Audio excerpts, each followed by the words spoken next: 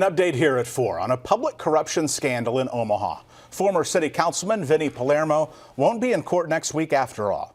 Palermo's defense team and the government have reached an agreement on the actual losses and restitution, so next week's hearing is not necessary. Details of that aren't yet public. Palermo pleaded guilty to 1 count of wire fraud. The government alleged he used funds from a local nonprofit for travel and entertainment.